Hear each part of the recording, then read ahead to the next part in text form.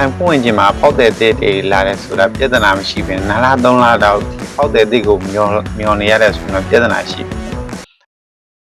်တင်းဝင်နေပတ်စင်တိုင်းတင်ဆက်ပေးနေတဲ့ဒီဝစီမိုင်ဖရအစီအစဉ်မှာကြိုးဆိုပါတယ်ဒီဆိုင်ငန်းကနေအောင်မြင်ဖို့ဆိုအဓိကတော့အရှုံးမပေါ်ဖို့လိုတယ်ဗျ4-5-6လလောက်စက်တိုက်ရှုံးကြည့်ကျွန်တော်တို့ဆိုင်ပွင့်ပိတ်မပိတ်ရင်အလုပ်ပြောင်းတဲ့လူတွေရှိတယ်ဗျအဓိကတော့ကျွန်တော်တို့အရှုဒီမရှုံးအောင်ရောင်းတတ်ဖို့လိုတယ်ဗျအမြင့်နဲ့ပြဿနာမရှိဘူးကျွန်တော်တို့အရှုံးများလာတော့ပြဿနာရှိကင်းဝင်မင်းဦးကောင်းသမိုင်းဝင်စကားတစ်ခုရှိတယ်ဗျစစ်တိုက်တယ်ဆိုတာနိုင်မကောင်းတာရှုံးရင်အဆင်မပြေဘူးဒီဆိုင်ငယ်တွေစားတောင်ကြီးကဘာနဲ့တူလဲဆိုတော့ဒီကောင်းပေါင်းစတင်တာနဲ့တူတယ်ဗျဘလို့တူလဲဆိုရင်ဒီကောင်းပေါင်းတက်ယုံနဲ့ကောင်းပေါင်းတက်သွားပြီလို့ပြောလို့မရဘူးဗျတကယ်စင်စစ်ကလမ်းမပေါ်ရောက်မှသိတာဒီမိုးရွာနေတဲ့လမ်းတွေမင်းပြတ်နေတဲ့လမ်းတွေကလေးတွေရုတ်တရက်ပြေးထွက်လာတယ်ဒါတွေကိုဖြည့်ရှင်းတတ်မှကောင်းပေါင်းတက်ပြီလို့ခေါ်လို့ရလို့ဆိုင်ငယ်တွေလည်းစားဖုံးဝင်နိုင်ခြင်းမှာဒီအဆင်ပြေပြီလို့ပြောလို့မရဘူးဗျဒီရောင်းမကောင်းတဲ့ခါမျိုးတွေပြီးတော့ပစ္စည်းပြတ်တာမျိုးတွေဒီလက်ကျန်ငွေမလုံလောက်တာတွေလူစားလဲဖို့မရှိရကိုမရှိတဲ့အချိန်ဆိုင်ပိတ်ထားတော့မျိုးတွေဒီကိုကလုပ်ဖို့အကိုင်မှမရှိလို့ဆိုင်ပိတ်တာဒါဆိုင်ဖုံးဝင်ခြင်းဆိုင်ငယ်ဒီမှာဖြစ်တဲ့သဘောထားတွေပေါ့နော်ဒီနံပါတ်1ကတော့ပထမဆုံးလမ်းပေါ်တက်ခြင်း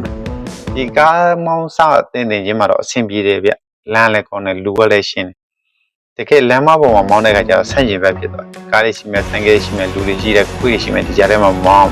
ကျွန်တော်တို့ဒီဆိုင်ငယ်လေးလည်းစားဖွင့်ခြင်းမှာတော့ဒီတော့ကောင်းမယ်အဆင်ပြေမယ်လို့တွက်ထားပေမဲ့တကယ်ဟိုဆိုင်ဖွင့်တဲ့ချိန်ကြရင်ဒီကိုယ့်ဘေးနာဆိုင်ကဈေးဖြစ်တာမျိုးတွေဝယ်သူကဆေးစစ်တာတွေပြီးတော့ဒီပစ္စည်းကမာကုန်တဲ့ပစ္စည်းကမာလို့မရတာမျိုးတွေဒါမျိုးတွေကြုံတတ်တယ်ဗျနံပါတ်2ကတော့ကျွန်တော်မမျှော်လင့်ထားတဲ့အန်တီဒီကားဆောက်မောင်းခြင်းလူတွေမှာတော့အဖြစ်များဆုံးတော့ကျွန်တော်တို့စီပြတ်တာပေါ့နော်ဒီလမ်းကြောင်းကိုမတိုင်းတာတက်တော့နောက်10မိုင်လောက်တောင်းလို့တဲ့ခီမာဒီမှာစီကုန်နေတာမျို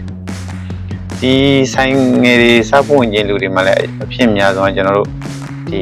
ီလက်ကျန်ငွေမလုံလောက်တော့ဘူးကျွန်တော်တို့ဒီဆိုင်ပွင့်ခြင်းမှာရှိတဲ့ပတ်စံတွေကိုအကုန်လုံးဝယ်ချန်ရင်းနှီးထားပလိုက်တော့ကျွန်တော်တို့တကယ်ရေးဖို့လိုလာတဲ့ငွေတွေပစ္စည်းပြပုံနဲ့ပစ္စည်းတွေထပ်အသေးဝယ်ဖို့ဟာကျွန်တော်လက်ကျန်ငွေအလုံးလောက်တာတွေကျွန်တော်တို့ကြုံတတ်တယ်ဗျ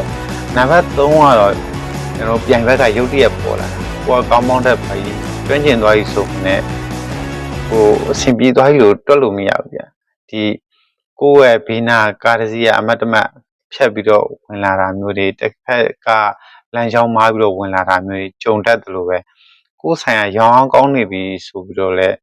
ဲဆင်ပြေနေပြီလို့လည်းတွက်လို့မရဘူးကကိုယ့်ရဲ့ပြန်ဘက်ဆိုင်ကြီးကြီးမားမားဈေးနှုန်းတက်တာနဲ့ပြည်စည်းစုံနေနဲ့လာရောက်နေဆိုတော့ကိုယ်ဆိုင်ကလည်းရုတ်တရက်ရောင်းအောင်ထိုးကျသွားတတ်တယ်ဆိုင်ငယ်တွေနည်းနည်းဒီလိုပြဿနာတွေတက်လာရင်ဘယ်လိုအောင်မြင်အောင်ဘယ်လိုပြေလည်အောင်ဖြေရှင်းမလဲဆိုရင်နံပါတ်1ကတော့တောင်းခံနိုင်ဖို့ပဲ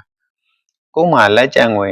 ရင်းနှီးရ6လစာပြည့်တနည်းစာပြည့်ရှိနေဖို့လိုတယ်ဗျဒီရောင်းမကောင်းတဲ့အချိန်တွေလည်းကိုယ့်ရဲ့ကုန်ချစိတ်တွေရှိတယ်ဗျရေကမိကဆိုင်ကန်းကဒါတွေရှိတယ်ဒီနံပါတ်2ကတော့ပြန်ဘက်တွေကိုရှင်းအောင်ကြိုးစားပါဒီကိုယ့်ရဲ့ပြန်ဘက်တွေပေါ်လာပြီဆိုပြန်ဘက်တွေရဲ့မလုတ်သေးတဲ့နီးလန်းတွေကိုကစဉ်းစားတွေးခေါ်ပြီးတော့ကိုယ်ကလုတ်တတ်ဖို့လိုတယ်ဗျဥပမာသူ့ဆိုင်နဲ့စောပြီးတော့ဖွင့်တာမျိုးတွေနောက်ကျမှပိတ်တာမျိုးတွေပြီးတော့အိမ်ရောက်ပစ္စည်းပို့တဲ့စနစ်မျိုးတွေဒီလိုမျိုးလေးတွေဒီကိုပြန်ဘက်ကမလုံနိုင်တဲ့ဒီဝန်ဆောင်မှုတွေကလောက်ပြီးတော့ရှင်ရောင်းဖို့လိုတယ်နံပါတ်3ကတော့ရှင်မရောင်းနိုင်တဲ့အခါမျိုးကျရင်တော့ပူပေါင်းလိုက်ပါကျွန်တော်ဒီကိုယ့်ရဲ့ပြန်ဘက်ကိုကမရှင်နိုင်တော့ဘူးဆိုရင်တော့ကျွန်တော်ပူပေါင်းလိုက်တာတော့အကောင်းဆုံးပဲသူ့ဆိုင်မှာ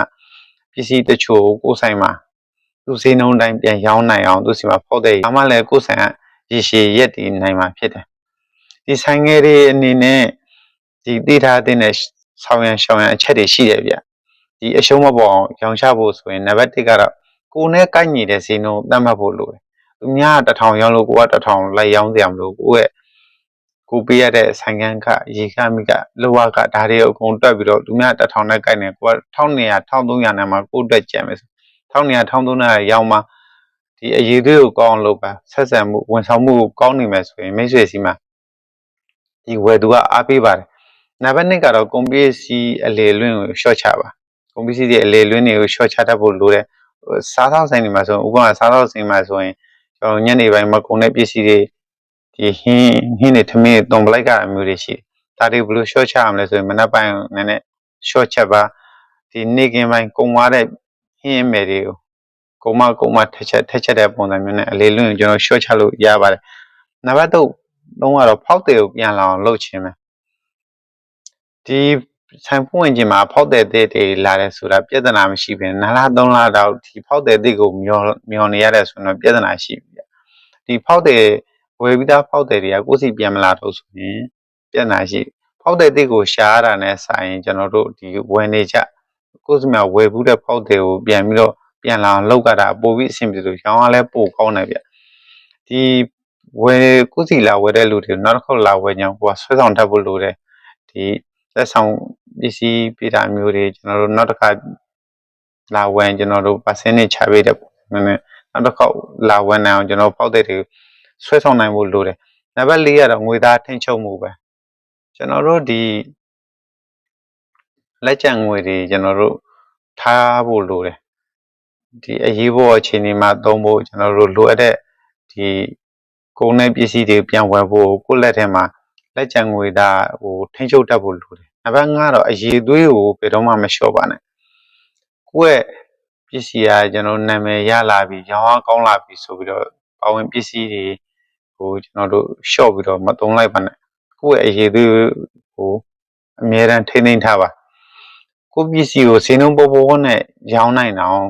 ကိုယ့်ရဲ့ပစ္စည်းရဲ့အရေးသွေးကမပေါ်ပါစေနဲ့ဒီဈေးနှုန်းနဲ့ဒီပစ္စည်းကိုရဖို့ကရှားတယ်ဆိုတဲ့နာမည်မျိုးရအောင်ကြိုးစားပါလို့ပြောရင်လည်းကျွန်တော်ဒီဗီဒီယိုလေးကိုနှီးကုန်းချုပ်လိုက်ပါကျွန်တော်ဗီဒီယိုအဆုံးထိကြည့်ပြီးလို့အားလုံးကျေးဇူးအများကြီးတင်ပါတယ်